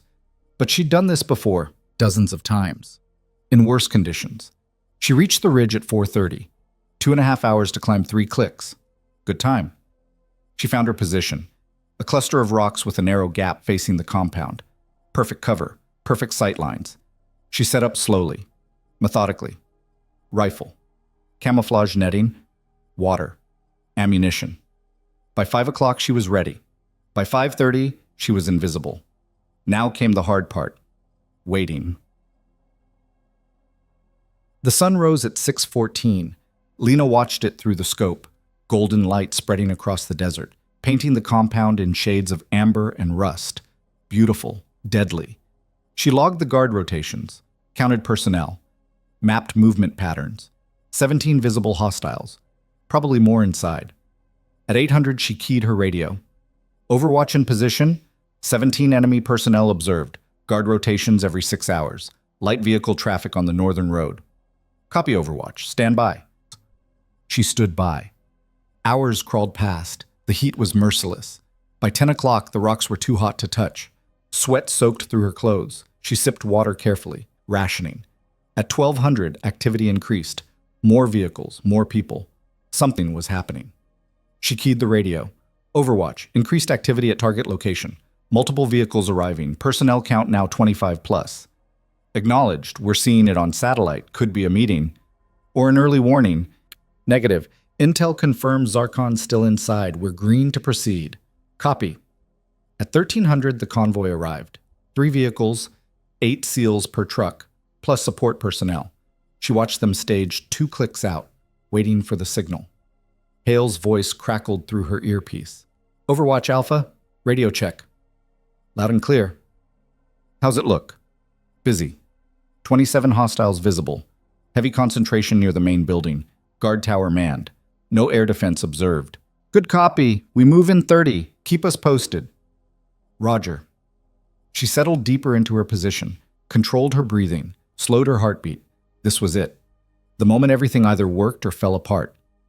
At 1328, Hale's voice came through. All elements. This is Alpha. We are Oscar Mike. I say again, Oscar Mike. On the move. Lena tracked them through the scope. Dark shapes flowing across the desert. Fast. Disciplined. They reached the outer wall at 1335. Breaching charges set. 5 seconds. 4, 3, 2, 1. The wall exploded. Alpha team poured through. Weapons up. Voices sharp. Commands barked in English and Arabic. Lena swept her scope across the compound, looking for threats, counterattacks. There, second floor window, man with an AK, range 1790. She adjusted, breathed, fired. Boom, the window shattered. The man disappeared. Threat eliminated. Second floor, eastern window. Good kill. More movement, roof access. Two men emerging. She fired twice. Both dropped. Rooftop clear. The radio erupted with overlapping voices. Contact hallway. Breaching second room. Tango down. Moving to third floor. Lena's world narrowed to the scope. Crosshairs. Breathing. Trigger. A guard ran from the northern building toward the main structure. Boom. Down. Two more from the west. Boom. Boom. Down. Overwatch. How many have you dropped? She didn't answer. Too focused. Another target. Eastern wall. Trying to flank. Boom. Overwatch. 6 confirmed. Jesus, keep it up. Then everything changed. A civilian stumbled into the courtyard. Old man. Unarmed. Wrong place. Absolutely wrong time. He was 5 feet from Kowalski's position. If he screamed, if he ran toward the guards, everyone in Alpha Team would be exposed. Lena's crosshairs settled on him. Center mass. Perfect shot. Her finger touched the trigger. 1 pound of pressure between life and death. The old man froze. Hands up. Terrified. Not a threat. Just scared. She shifted her aim. Downward. The metal tray in his hands. Boom! The tray exploded. The man stumbled backward. Alive. Shocked. Silent. Civilian secured, she said calmly. How? Never mind. Keep scanning. She did. And that's when she saw it. Movement. Hidden entrance. Eastern side. Exactly where she'd warned them. 6 men. Armed. Moving fast. Flanking position. Alpha, you've got 6 hostiles flanking from the east. Hidden entrance. They're moving to cut you off. Can you engage? She calculated. Angle. Distance. Cover. Negative. No line of sight. You need to fall back. We're 30 seconds from the package. You won't make it if they cut your exit. Overwatch. I need options. She scanned frantically, looking for an angle. Anything. There. A narrow window. Second building. If she threaded the shot through at exactly the right angle, she could hit the courtyard beyond. Impossible geometry. Impossible shot. But possible. Maybe. Stand by. We don't have time to... I said stand by. She adjusted, calculated, recalculated. Wind, distance, bullet drop, deflection through glass. Too many variables, too many ways it could go wrong. She exhaled. Boom! The bullet screamed through the window, ricocheted off a metal support beam, angled down into the courtyard. First hostile dropped. She worked the bolt, fired again. Boom! Second hostile, again. Boom! Third, fourth. Path clear. Move, move, move. Alpha Team sprinted, dragging a hooded prisoner, running for their lives. Lena provided cover, shot after shot, keeping the enemy pinned. Her hands moved automatically. Load, chamber, aim, fire, muscle memory, instinct, training, 10 shots, 12, 15, then the radio. Package secured, exfil in progress. She kept firing. Trucks roared to life in the distance. Engines screaming. Overwatch, we're clear! Bug out! Helo inbound to your position in 2 mics. She broke down the rifle. 60 seconds flat. Grabbed her gear. Ran. Behind her, the compound was chaos. Gunfire, shouting, confusion. Ahead, the LZ, 100 meters, 50. Rotor blades thundered overhead. Strong hands pulled her aboard. The helo lifted. She collapsed, gasping, shaking, alive. Kowalski leaned over her. You okay? She nodded. Couldn't speak. 18 shots, he said. 18 confirmed kills, plus the tray trick. He shook his head. Who the hell are you? She finally found her voice. Someone who doesn't miss. Hale appeared, knelt down. That ricochet shot. Through the window. Yes, sir? That was impossible. Apparently not, sir. He stared at her. Then he did something unexpected. He smiled. Welcome to the team, Ghost. The helo banked toward home. And for the first time since she'd arrived, Lena felt like she'd finally proven she belonged. The base came into view through the helicopter's open door. Harsh lights against black sky. Lena's hands had finally stopped shaking, but her ears still rang from the Barrett's thunder. They landed hard. The medics were already waiting, but this time there were no stretchers. Everyone walked off under their own power. The prisoner, Zarkin, was hooded and flex-cuffed, flanked by 4 SEALs who looked ready to put him down at the first wrong move. Lena's boots hit the tarmac. She grabbed her gear, started toward the armory. "Voss?" Hale's voice. She turned. "My office. 15 minutes." "Yes, sir." She watched him walk away, flanked by Martinez and 2 officers she didn't recognize. Their body language was tense, urgent. Kowalski appeared at her elbow. "You see those suits?" "Hard to miss." "That's Colonel Vance and some spook from JSOC." He lowered his voice. "Word is they've been waiting for us. Soon as we grabbed Zarkon, they showed up." "What do they want?" "No idea, but Hale looked pissed when they arrived." He glanced at her. "Whatever happens in that meeting, watch your 6. "Always do." He clapped her shoulder and headed toward the debrief tent with the rest of the team. Lena stood alone on the tarmac, watching the helicopter's rotors slow. The adrenaline was wearing off now, leaving behind exhaustion and something else.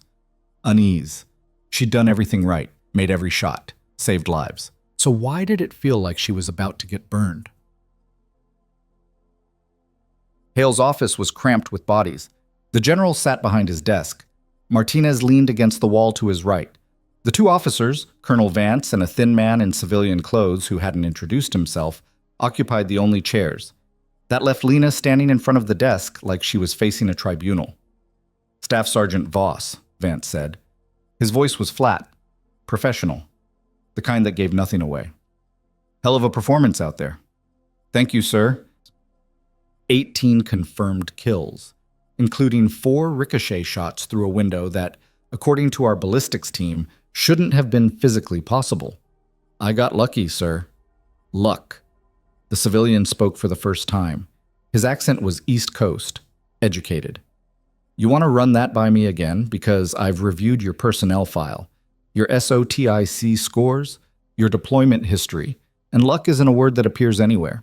Lena said nothing. Vance leaned forward. "Let me be direct, Sergeant. You've been operating in this region for 8 months on a cultural engagement tasking, but the reports you filed, they're not what we'd expect from someone doing hearts and minds work." He pulled out a folder, opened it. Detailed terrain analysis, guard rotation schedules, infrastructure assessments, radio frequency mapping. He looked up. "That's not cultural engagement, that's target development." "I was gathering intelligence, sir." "Without authorization." "I had authorization to conduct reconnaissance." "Reconnaissance," the civilian cut in, "doesn't typically involve establishing concealed observation posts and conducting weeks-long surveillance of high-value targets." Hale's jaw tightened. "Where's this going?" Vance closed the folder. "General, your sniper has been running an unsanctioned intelligence operation for the better part of a year. She's been building target packages, mapping infiltration routes, essentially planning operations without oversight or approval. She saved my men's lives, twice. I'm not questioning her effectiveness. I'm questioning her judgment." Vance shifted his attention back to Lena. "Who authorized you to conduct solo reconnaissance on Zarkon's compound?" "No one, sir." "Then why did you do it?" "Because someone needed to." "That's not an answer." "It's the only one I have." The civilian stood, walked to the window. Staff Sergeant Voss graduated from SOTIC 3 years ago with a 96% final score. That's the second highest score in the program's history. She's been deployed to 3 different combat zones, operated solo in denied areas for months at a time. And somehow, despite all this, she's been kept at the staff sergeant rank. No promotions, no awards, no recognition. He turned to face her. "Why is that?" Lena met his eyes, said nothing. "I'll tell you why," he continued. "Because you kept requesting to be left alone. Every time someone tried to move you into a training role or a leadership position, you turned it down. You specifically asked to stay operational, to stay invisible." "I'm good at my job, sir." "You're exceptional at your job. That's the problem." He glanced at Vance. "She's been operating outside the chain of command, making decisions that should go through proper channels. And now she's embedded with a SEAL team that's starting to rely on her." Hale stood. "With respect, sir, I don't give a damn about proper channels. She's the best sniper I've ever worked with, period. If you're here to pull her off my team..."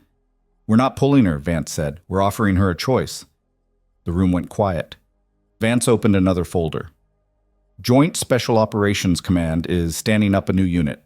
Small, flexible, designed for high-risk reconnaissance and direct action in denied areas. We need operators who can work alone for extended periods, who can make decisions without oversight, who can get results when conventional assets can't. He slid a document across the desk. Lena didn't touch it. "What kind of unit?" she asked. "The kind that doesn't officially exist," the civilian said. "The kind that operates in places we're not supposed to be, doing things we're not supposed to do." "You want me to go black?" "We want you to do what you've already been doing, just with proper support and authorization." Hale leaned forward. "She's my sniper." "She's a national asset being wasted on Overwatch," Vance countered. "General, you've got a dozen qualified snipers you could pull from SOCOM. She's one of maybe 5 people in the entire military who can do what we're asking." "And if I refuse?" Lena asked. Vance and the civilian exchanged a look. "Then you go back to your cultural engagement tasking," Vance said. "Sitting in cafes, taking notes, watching the war happen without you." The threat was clear. If she didn't volunteer, they'd bury her. Martinez spoke up for the first time. "How long does she have to decide?" 72 hours. "That's not enough time." "It's more than enough," Lena interrupted. She looked at Hale. "Sir, can I speak with you? Alone?" Vance stood. "We'll give you 10 minutes." He and the civilian stepped outside. The door clicked shut. Silence filled the office. Hale sat down heavily, rubbed his face. "You don't have to do this." "Don't I?" "They're bluffing. They can't just reassign you without—" "Yes, they can."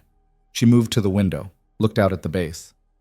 "I've been dancing on the edge of regulations for years, sir, pushing boundaries, operating in gray areas. They've been watching, and now they've got me cornered. So fight back." "How?" "They're right. Everything I've done, the recon, the target packages, the solo ops, it was all outside proper channels." "I knew it. I did it anyway." "Because it needed to be done." "That's not a defense, not in their world." Martinez pushed off the wall. "What do you want to do?" She turned. "Honestly, I don't know." Hale leaned back in his chair. "Let me tell you what I know about JSOC. They don't build units for people who follow orders. They build units for people who get results. If you join them, you'll have resources, support, freedom to operate how you want. I'll also be completely alone. No team. No backup. Just me and whatever mission they decide to throw at me." "You've been operating alone for 8 months. By choice. This would be permanent." "Would that be so bad?" She didn't answer right away. Thought about the past 2 weeks. The briefings, the ops, the weight of keeping 23 men alive, the weight of belonging somewhere. "I don't know," she said finally. Hale stood, walked to the map on his wall. "I joined the SEALs because I wanted to be part of something bigger than myself. Wanted brothers I could count on. For 26 years, that's what kept me going." He looked at her. "But you're not like me. You don't need that. You never have." "How do you know?"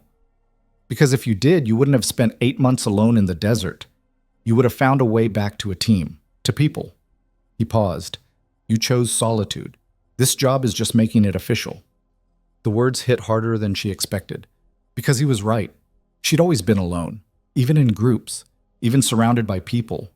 There was a wall between her and everyone else, something she couldn't articulate but had always felt. Maybe this was just accepting what she'd always known. "What would you do?" she asked quietly. "In my position?" Hale smiled faintly. "I'd tell them to go to hell, but I'm a stubborn old bastard who doesn't know when to quit." He crossed his arms. "You're different, smarter, more adaptable. You'll make the right choice. And if I choose wrong, then you'll live with it, same as the rest of us." The debrief happened without her. Lena sat outside the command tent, back against the corrugated metal, listening to voices inside. The SEALs were running through the operation step by step. Successes, failures, lessons learned. She should have been in there, but Hale had given her space to think. Kowalski emerged first. Saw her, sat down. "You good?" "Define good." "Fair point." He pulled out a protein bar, offered her half. She shook her head. "Heard you had a meeting with the brass." News travels fast." "Always does." He took a bite, chewed thoughtfully. "They trying to poach you?" "Something like that." "You gonna take it?" "I don't know." He nodded. Didn't push, just sat there in comfortable silence. Finally, he said, "Can I tell you something?" "Sure." When you first showed up, I thought you were dead weight. Figured Hale was doing someone a favor, checking a box, keeping some higher up happy. He looked at her. I was wrong, and I'm sorry. You don't need to apologize. Yeah, I do, because I judged you before I knew you, before I saw what you could do. He crumpled the wrapper. The guys in there, they're talking about you. And it's not jokes anymore, it's respect, real respect, the kind you don't get by accident. I just did my job. You saved lives, including mine. That's more than a job. She looked at him.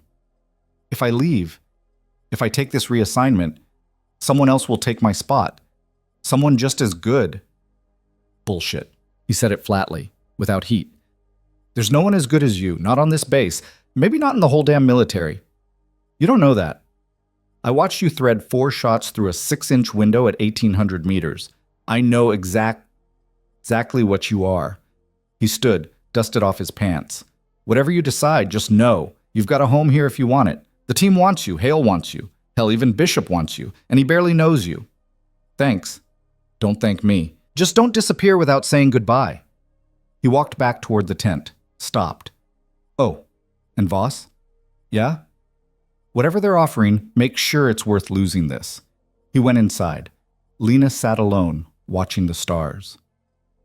She found Hale in the armory at midnight. He was field stripping an M4, hands moving with the muscle memory of decades. He looked up when she entered. Couldn't sleep. Never can after an op. Yeah, me neither. He set down the upper receiver. You make a decision? Not yet, but I have questions. Shoot. She leaned against the workbench. That ricochet shot. Through the window. You said it was impossible.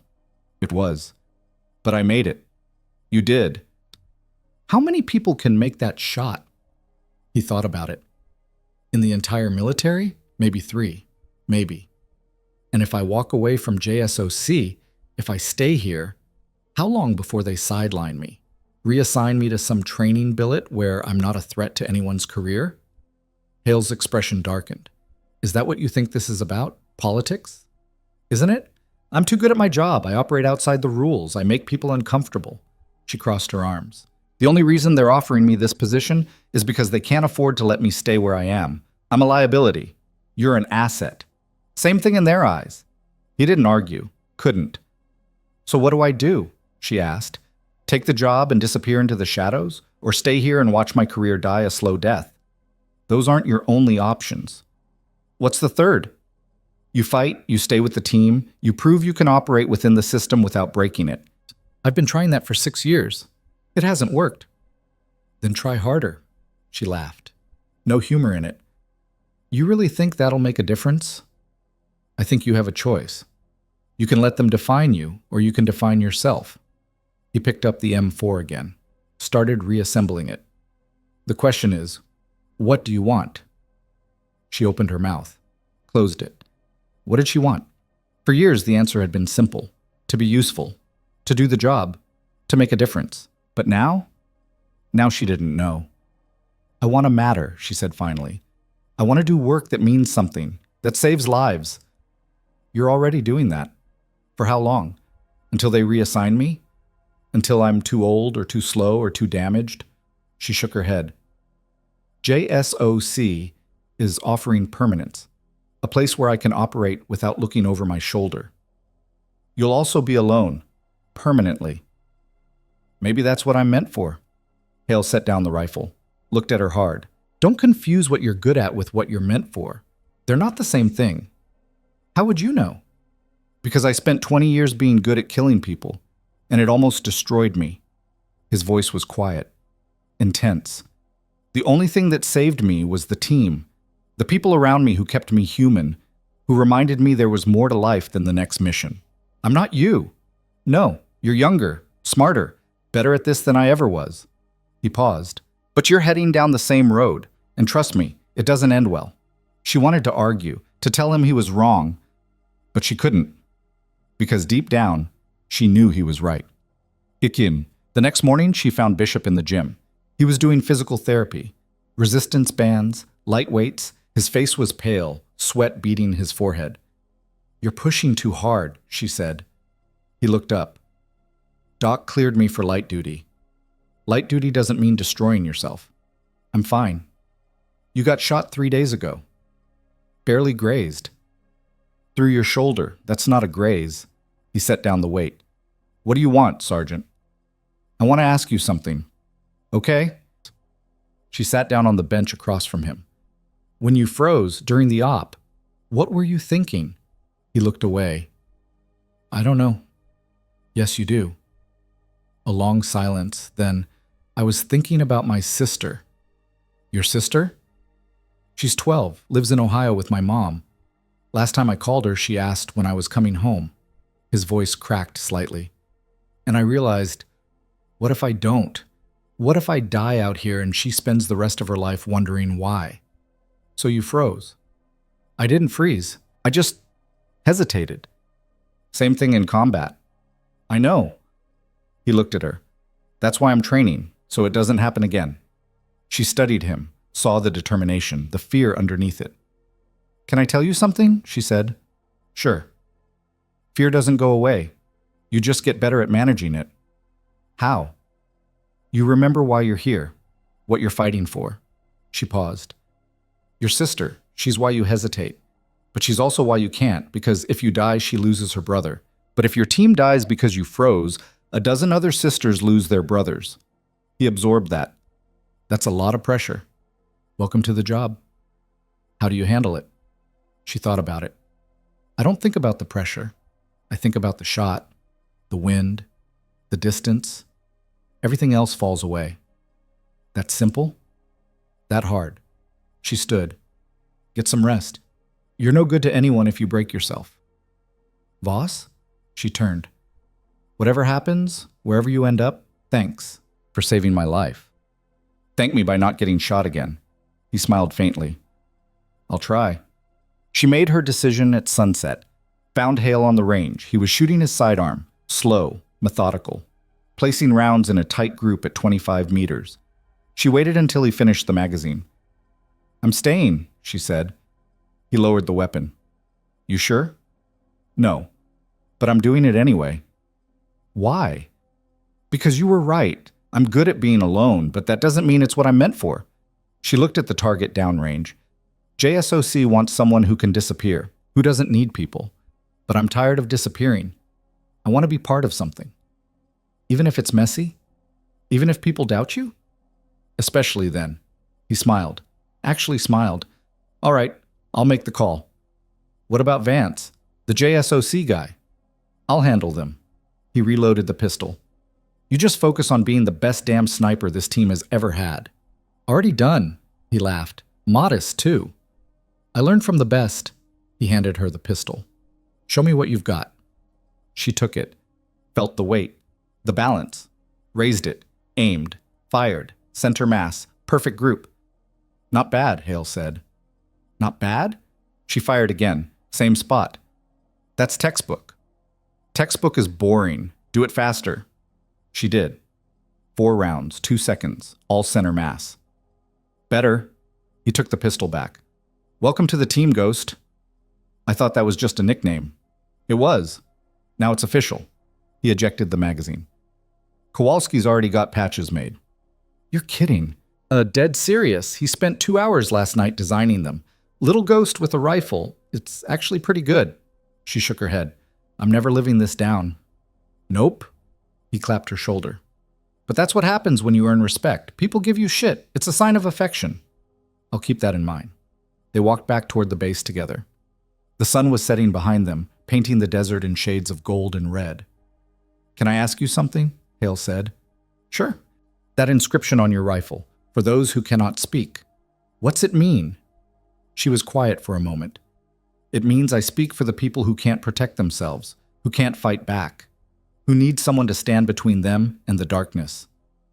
That's why you do this. Yeah, that's why. Not for the country, not for the flag, for the people. The people are the country, sir.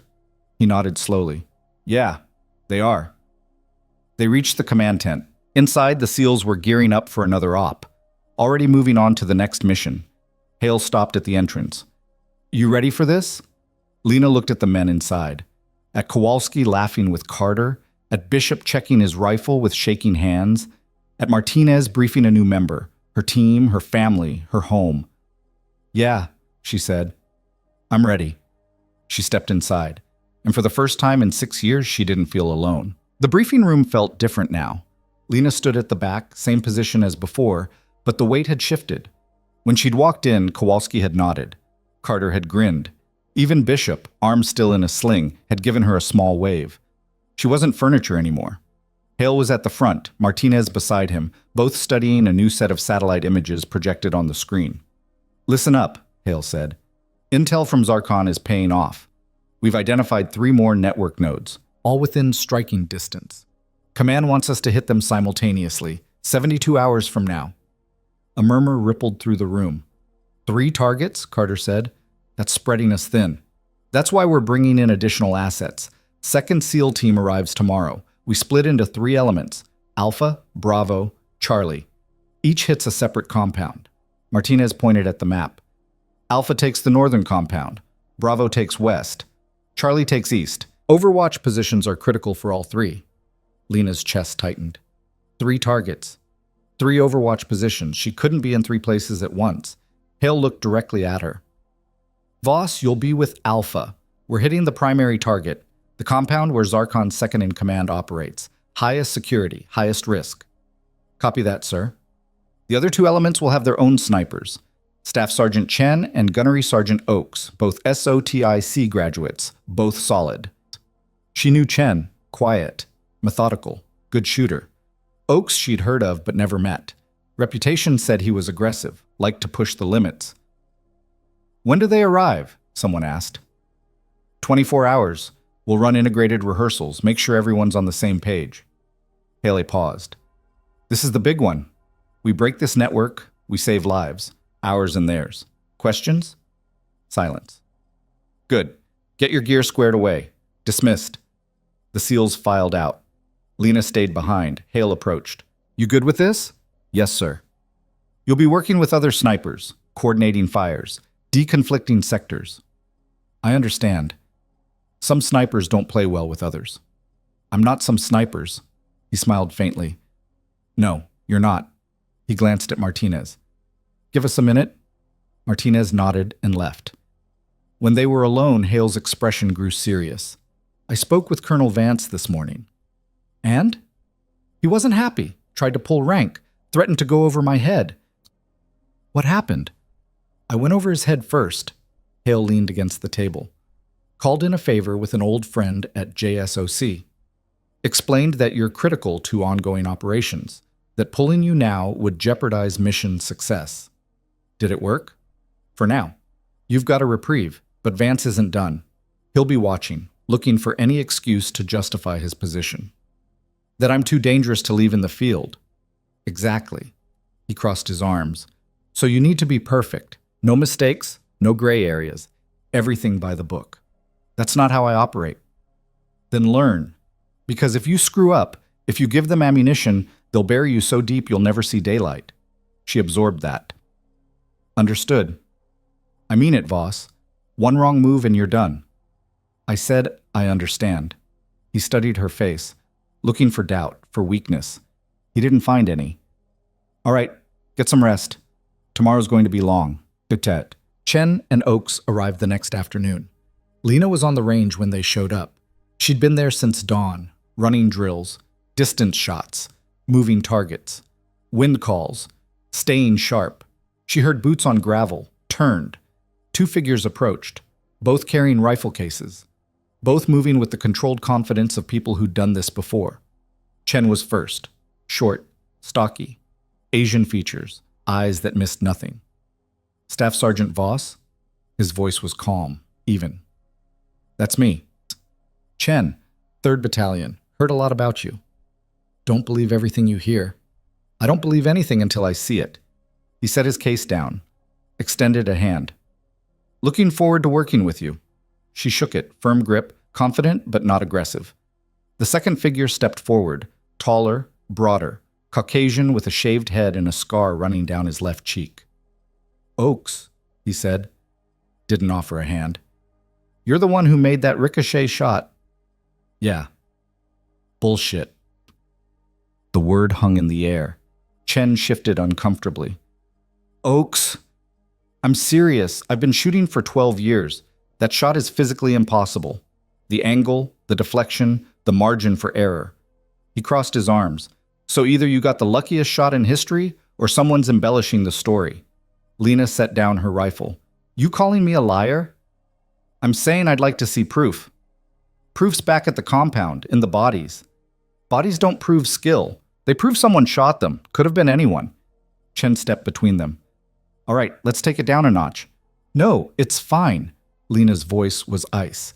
He wants proof. I'll give him proof. She grabbed her rifle, walked to the firing line. Oaks followed. What are you doing? Showing you what I can do. She scanned the range, found what she was looking for. A steel target at 1,200 meters. Behind it, a concrete barrier. And beyond that, another target at 1,500. Impossible angle. The barrier blocked any direct line of sight, but not an indirect one. She loaded a single round, seated the rifle against her shoulder. Watch, she said. She aimed high, way high, at a metal beam jutting from the barrier at a 45-degree angle. Chen's eyes widened. You're not... Boom! The rifle kicked. The bullet screamed downrange. 1 second, 2. The first target remained untouched, but the second target, the one behind the barrier, rang like a bell. Dead center. Silence. Oaks stared. What the hell? Ricochet, Chen breathed. You bounced it off the beam. Same principle as the window shot, Lena said calmly. Calculate the angle. Account for deflection. Execute. Oaks walked down range. Checked the beam. Checked the target. Came back shaking his head. That's insane. That's physics. No one shoots like that. I do. He looked at her with new eyes. Not hostile anymore. Just stunned. How long did it take you to learn that? 3 years of practice, 1,000 rounds, a lot of failure. And now you can just do it? Now I can do it when it counts. Chen laughed. Actual, genuine laughter. Okay, I'm convinced. You're the real deal. Oaks didn't laugh, but he extended his hand. I was wrong. My apologies. She shook it. Apology accepted. Can you teach me that?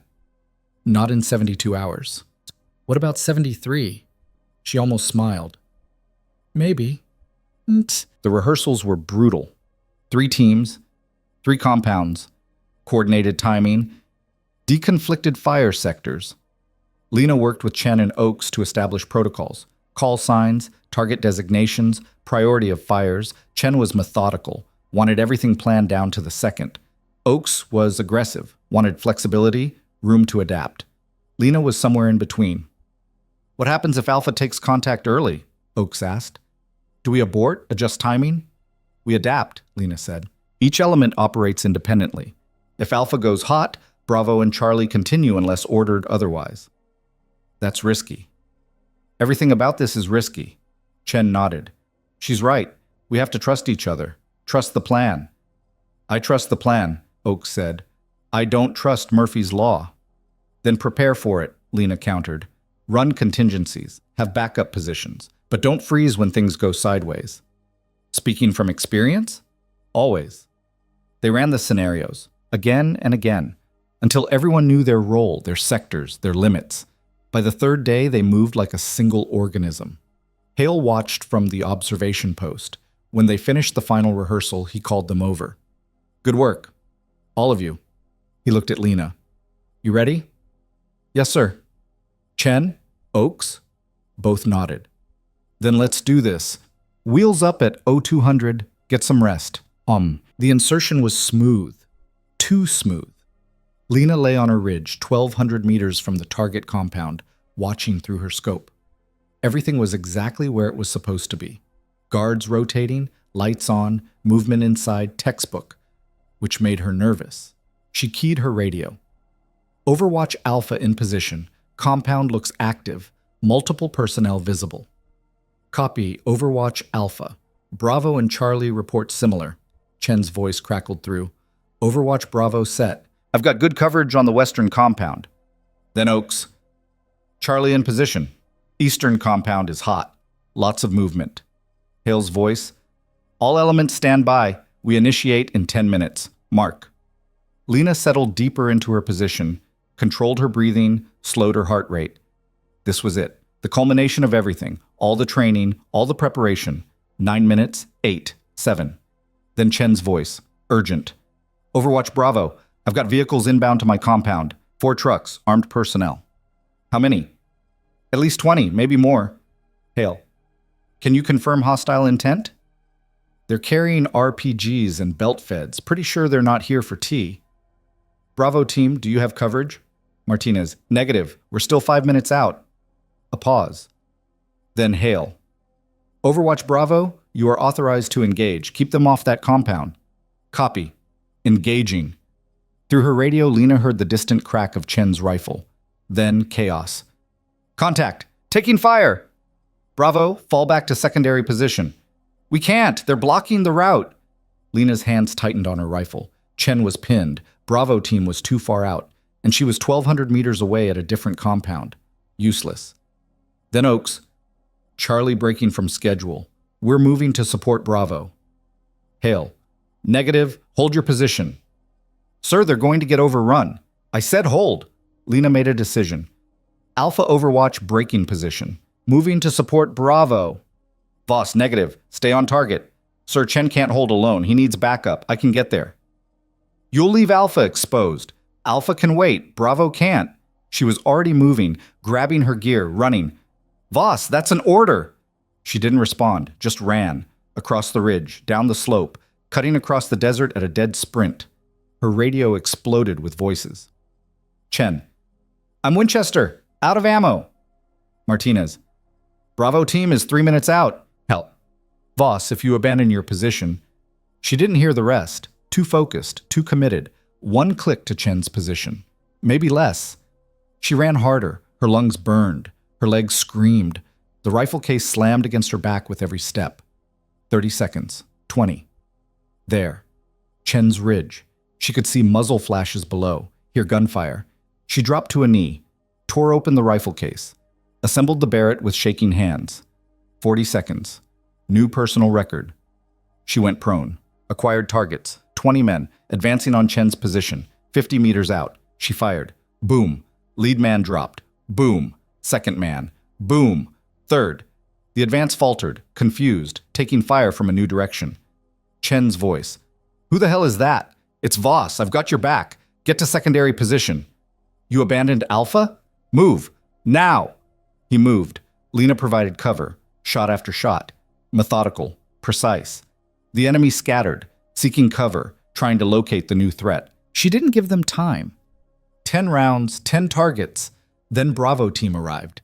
8 SEALs hitting the flank. Overwhelming force. The fight lasted 90 seconds. When it ended, 20 enemy combatants were down. 0 friendly casualties. Lena stood, started breaking down the rifle. Her radio crackled. Hale's voice, cold, furious. Voss? What the hell did you just do? Saved Chen's life, sir. You abandoned your position, left Alpha exposed. Alpha wasn't in contact, Bravo was. That wasn't your call to make. She wanted to argue, to defend herself, but he was right. She disobeyed a direct order. Broken protocol. Operated outside her authority. Everything Vance had warned about. Understood, sir, she said quietly. Get back to base. We'll deal with this when I get there. What about Alpha? Oaks moved to cover your sector. Alpha's hitting the compound now. Relief washed through her. And Charlie? Also proceeding. Both teams are green. Copy. She hiked back to the exfil point alone. Every step heavier than the last. She'd saved Chen. Saved Bravo team. But she'd probably just ended her career. The base was quiet when she arrived. Most of the teams were still in the field. Only support personnel and a few guards. She dropped her gear at the armory, started walking toward her quarters. Hale's voice stopped her. My office. Now. She followed him inside. He closed the door. Didn't sit. Just stood there. Staring at her. Do you have any idea what you've done? His voice was low. Dangerous. Yes, sir. Colonel Vance is already calling for your head. Insubordination. Dereliction of duty. Abandonment of post. He slammed his hand on the desk. I vouched for you. I put my reputation on the line. And you threw it back in my face. I saved lives. You disobeyed orders. Chen was going to die. That wasn't your call to make. He leaned forward. You're not in command, Sergeant. You don't get to make tactical decisions based on what you think is right. You follow orders. Even if those orders get people killed? Yes, because without discipline, without structure, we're just armed thugs running around the desert. She met his eyes, didn't back down. Then maybe I'm not cut out for this. The words hung between them. Hale straightened. What are you saying? I'm saying you were right. I don't fit. I operate in gray areas. I make decisions that make people uncomfortable. She took a breath. Maybe JSOC is where I belong. You're quitting. I'm accepting reality. Bullshit. He moved around the desk, stood face to face with her.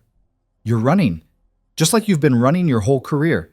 Anytime things get hard, anytime you have to answer to someone, you disappear. That's not fair, isn't it? How many units have you been through? How many times have you requested reassignment because you didn't like the leadership or the mission or the people? She didn't answer. You're the best sniper I've ever seen, he continued, but you're also the most stubborn, self-destructive operator I've ever met. You'd rather be alone than compromise, rather fail on your own terms than succeed on someone else's. So what do you want from me? I want you to stay. I want you to fight. I want you to prove that you can be part of something without destroying it. I saved Chen. You also abandoned Alpha, put Oaks in a position he wasn't prepared for, forced two teams to adjust on the fly. He took a breath, forced himself calm. You made the right tactical decision, but you made it the wrong way. She looked away. Then what should I have done? Communicated, told me what you were seeing, let me make the call. There wasn't time. There's always time, even if it's just 5 seconds. He paused. You don't trust anyone, Voss. Not me, not the team, not the system. And until you do, you'll never be more than a lone wolf pretending to run with a pack. The words cut deep, because they were true. She'd been alone so long, she didn't know how to be anything else. I don't know if I can change, she said quietly. Then figure it out. Because if you can't, he trailed off. I can't protect you anymore. The next 72 hours were hell. Formal investigation, written statements, interviews with every member of both teams. Colonel Vance personally led the inquiry. He was thorough, relentless, looking for any crack in her defense. Chen testified that she'd saved his life, that without her intervention, he'd be dead. Oaks testified that covering Alpha's sector had been challenging but manageable. Martinez testified that Bravo team had arrived in time to finish the fight, but Voss's fire support had been critical. Even Bishop, still recovering, submitted a statement about how she'd saved him during the first op. But Vance wasn't swayed. Sergeant Voss has a pattern of operating outside established protocols, he said during the final hearing. She makes unilateral decisions, disregards orders, and while the outcomes have been favorable, the precedent is dangerous. She saved lives, Hale countered. This time. What about next time? What happens when her judgment is wrong? When her decision gets someone killed? That could happen to anyone. Not anyone has her track record of insubordination. Hale's jaw tightened. With respect, sir, this is about more than one decision. You've wanted her out of the field since before this happened. You're using this as justification. I'm using this as evidence of a larger problem. Vance turned to Lena. Sergeant, do you have anything to say? She'd been silent through most of the hearing, letting others speak for her, but now she stood. I made a choice, she said. I saw a teammate in danger and I acted. Maybe I should have called it in. Maybe I should have waited for orders. But in that moment, I did what I thought was right. And if General Hale had ordered you not to move, then I would have had to decide whether to follow orders or follow my conscience. That's not how the military works. I know, and that's the problem. The room went silent. Vance leaned back. Are you saying you can't be trusted to follow orders? I'm saying I can't be trusted to follow orders I believe will get people killed. Then you don't belong in a combat unit. Maybe not. Hale shot her a look, sharp, warning, but she didn't back down. Sir, I've spent 6 years trying to fit into a system that doesn't know what to do with me. I'm too independent for conventional units, too undisciplined for special operations, and apparently too dangerous to leave in the field. She took a breath. So maybe you're right. Maybe I don't belong here. Vance studied her. Are you resigning? I'm saying I'll accept whatever decision you make. If you want to send me to JSOC, I'll go. If you want to reassign me stateside, I'll do that too, but I won't apologize for saving a life. Another silence. Then Vance closed his folder. I'll make my recommendation to command within 48 hours. Until then, you're restricted to base. Dismissed. She found Hale outside the command tent that night. He was smoking, something she'd never seen him do. Didn't know you smoked, she said. I don't. Quit 12 years ago. He took a drag. But today seemed like a good day to relapse. She sat down on the bench beside him. I'm sorry. For what? For making your life harder. He exhaled smoke, watched it drift into the darkness. You know what the worst part is? What? You were right. Chen would have died. Maybe the whole team. You saw it. You acted. You saved them. He flicked ash. And now you're being punished for it. That's the military. Yeah, it is. He looked at her. But it doesn't have to be. What do you mean? I mean, there are people fighting for you. Chen wrote a letter to his command. Oakes did too.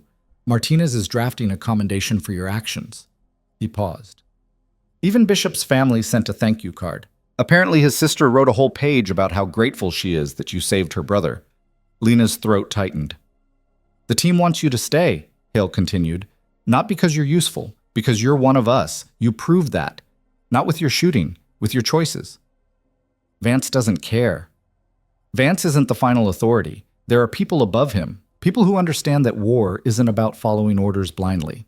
It's about making impossible decisions and living with the consequences. So what happens now? Now we wait and hope that the people making the decision have the sense to see what I see, which is that you're exactly the kind of operator we need, flawed, stubborn, impossible to control. He smiled faintly, but absolutely lethal when it counts. The decision came 46 hours later. Lena was in the gym when Hale found her. His expression was unreadable. Walk with me, he said. They walked to the edge of the base, where the lights ended and the desert began. Vance made his recommendation, Hale said. He wants you reassigned, out of theater, out of combat operations. Her heart sank. But, she looked up. But his recommendation was overruled by 3 different people at JSOC, including my friend. He turned to face her. You're staying, with the team, full operational status. Relief crashed through her. What about the insubordination charge? Dropped. Officially, you acted within your authority as Overwatch to provide emergency fire support to an endangered element. That's a stretch. That's politics. He crossed his arms. But there are conditions. What conditions? You work on your communication. You keep me informed. And if I give you an order, you follow it. Even if you disagree. We can debate after. But in the moment, you trust me. And if I can't, then we're done. No second chances, no appeals. You're out. She met his eyes. I can do that. You sure? No, but I'll try. He extended his hand. That's all I'm asking. She shook it. Welcome back, Ghost. The team found out that night. Someone, probably Kowalski, organized an impromptu celebration. Nothing official. Just SEALs gathering in the rec tent with whatever contraband liquor they'd smuggled onto base.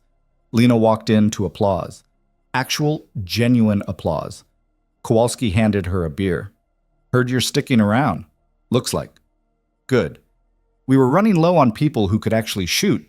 Carter raised his bottle. To the Ghost. Stubbornest sniper in the military. Here, here. They drank. Chen approached. Thank you for what you did. You would have done the same. Maybe. But I'm glad I didn't have to find out. He paused. I owe you. You don't owe me anything. Yeah, I do. And I always pay my debts. He raised his beer. You ever need anything, and I mean anything, you call me. I'll keep that in mind. Oakes was next. I was wrong about you. Again. You're making a habit of that. Yeah, well, I'm a slow learner. He grinned. But I'd like to train with you sometime. Learn that ricochet technique. You sure? It takes years. I've got time. Even Bishop showed up. Arm out of the sling now, moving carefully, but moving. You're back in action? Lena asked. Doc cleared me. Light duty for now. But I'll be ready for the next stop. He hesitated. I wanted to say, you don't have to. Yeah, I do. He met her eyes. You saved my life twice. Once when you made that shot, and once when you talked to me in the gym. Reminded me why I'm here. You would have figured it out. Maybe, but you helped. He extended his hand. Thank you. She shook it. Stay sharp, kid. I won't always be there to pull your ass out of the fire. I'll do my best. The party lasted until midnight. Then people started filtering out. Early missions tomorrow. Always another mission. Lena stayed until the end, helped clean up, stacked chairs, threw away bottles. Hale appeared as she was finishing. Good night? Yeah, it was. You earned it. They walked outside together. The desert was quiet, peaceful. Can I ask you something? She said. Sure. Why did you fight for me? You could have let Vance have his way. Would have been easier. He thought about it. Because I've seen too many good people get chewed up by the system. People who didn't fit the mold, who thought differently, operated differently. He looked at her. And every time we lose someone like that, we get a little bit worse, a little more rigid, a little less effective. So you kept me for the good of the service. I kept you because you remind me why I joined, to protect people, to make impossible decisions, to be better than the enemy. He paused. And because you're not done yet. You've got more to give, more to learn, more to become. No pressure, he smiled. You can handle it. They reached her quarters. She stopped. Sir? Yeah? Thank you for believing in me. Thank you for proving me right. He walked away. Lena stood alone in the darkness, listening to the wind. For the first time in her life, she didn't feel alone. She had a team, a purpose, a home. It wasn't perfect. It wasn't easy. But it was hers. 3 months later, Lena stood on a different ridge, watching a different compound, providing overwatch for a different mission. But the fundamentals were the same. Breathe, focus, execute. The Barrett was steady in her hands. The scope was clear. The team was moving below. Kowalski's voice crackled through her earpiece. Overwatch Alpha, we're in position. Copy Alpha, I have eyes on. You're clear to proceed. Roger, moving now. She watched them flow through the breach. Smooth, professional, perfect. No contact, no resistance. In and out in 4 minutes. Package secured, exfil in progress. Good copy. I've got your back. She tracked them through the scope until they were clear. Then she broke down the rifle. Packed her gear. Started the hike back to the LZ. The sun was rising, painting the desert gold and red. Beautiful. She keyed her radio one last time. Overwatch returning to base. Hale's voice. Copy, Ghost. See you at home. Home, yeah. She could get used to that. 6 months after that, the award ceremony was small, private. Just the team and a few senior officers. Lena stood at attention while a general she'd never met pinned the Bronze Star to her uniform. For actions in combat. For saving lives under fire. The citation didn't mention the insubordination. The controversy, the fight to stay, it just mentioned the results. 8 lives saved, 3 successful operations, 0 friendly casualties. When it was over, the team applauded, genuine, proud. Hale shook her hand. You earned this. We all did. No, this one's yours. She looked at the medal, small, simple, but it meant something, not because of what it represented, but because of who it came from. Her team, her family. Later, she found a quiet spot on the base. Away from the noise, away from the celebration. She pulled out the Barrett, ran her fingers along the engraving. For those who cannot speak, she'd added a new line underneath. For those who stand beside me. Because she wasn't alone anymore. She had people who trusted her, who believed in her, who fought for her when she couldn't fight for herself. And that was worth more than any medal, worth more than any recognition. It was worth everything. The sun set over the desert. Another day done. Another mission complete. Lena packed up her gear, started walking back toward the base, toward the lights, toward the voices, toward home. She'd spent years proving she was good enough, capable enough, worthy enough. But she'd learned something more important. She didn't have to prove anything to anyone. She just had to show up, do the work, trust the people beside her. And when the moment came, when lives hung in the balance, she had to take the shot. Every time. Without hesitation. Without doubt. Because that's what excellence looked like. Not perfection, not glory, just commitment. To the mission. to the team, to the people who couldn't protect themselves. That was enough. That had always been enough. She just hadn't seen it until now. True excellence doesn't demand recognition. It earns respect through action, one decision at a time, standing firm for those who cannot stand for themselves.